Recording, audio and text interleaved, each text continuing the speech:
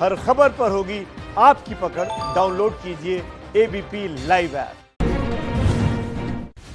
लद्दाख में चीनी सैनिकों ने फिर घुसपैठ की। 29 अगस्त की रात की ये घटना, भारतीय सैनिकों ने चीन की सेना को वापस खदेड़ा।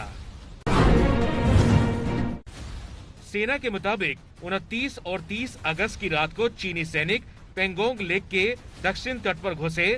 भारतीय सैनिकों से सामना हुआ, कोई हताहत नहीं है। लद्दाख के गलवान में 75 दिन पहले चीनी और हमारे सैनिकों की झड़प हुई थी। हमारे 20 जवान शहीद हुए थे। चीन के 30 से ज्यादा सैनिकों की मौत का दावा है। घुसपैठ से पहले चीन ने दक्षिण लद्दाख के पास अपने सैनिक भी बढ़ाए थे। कांग्रेस ने पूछा, भारत पर यह फिर हमला है, मोदी जी लाल आंख कहां है? सुशांत केस में सीबीआई ने आज चौथी बार रिया चक्रवर्ती से पूछताछ की। आज रिया चेहरा छिपाने के लिए हुड वाली जैकेट में डीआरडीओ दफ्तर पहुंची।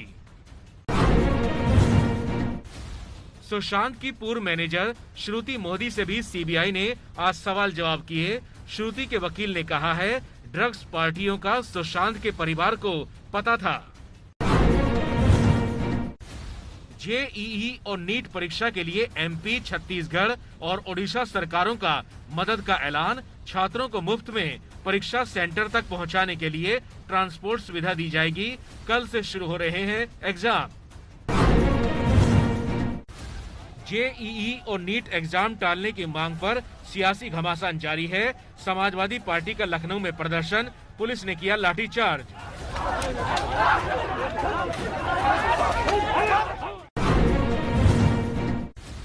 गुजरात में तेज बारिश से बुरा हाल है। मोरबी की बाढ़ में ट्रक बह गया। पानी में कार फंसने से लोगों को यहां क्रेन की मदद से निकालना पड़ा। राजस्थान के झालावाड़ में उफनती नदी को पार कर एग्जाम के लिए पहुंचे छात्र। आज यहां बीएसटीसी का पेपर होना था। भोपाल में नगर निगम की पुरानी जर्जर इमारत गिर गई। इमारत के पास खड़ी 6 गाड़ियां मलबे में दबी। किसी के हताहत होने की खबर नहीं है। यूपी के आगरा में घर में घुसकर 3 लोगों को जिंदा जलाया। पति, पत्नी और बेटे की मौत हुई।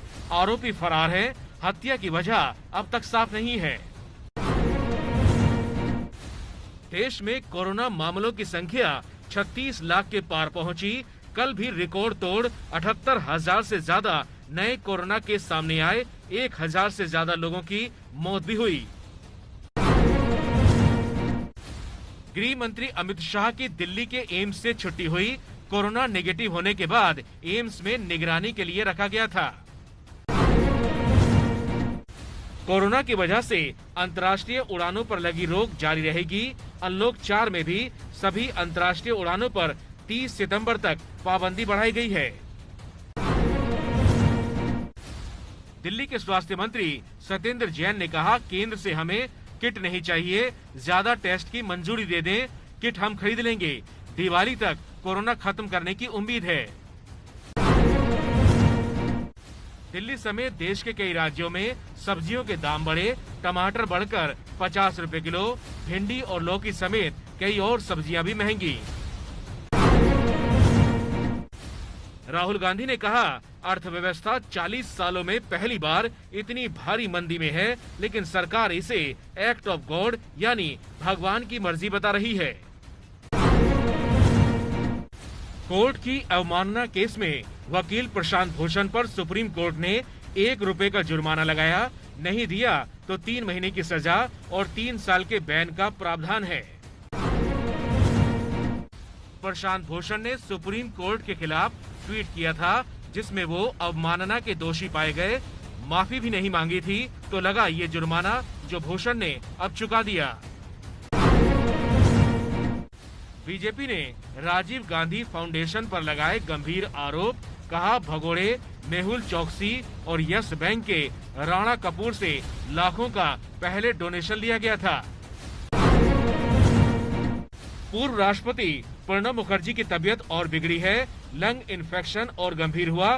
दिल्ली के आर्मी अस्पताल में इलाज चल रहा है।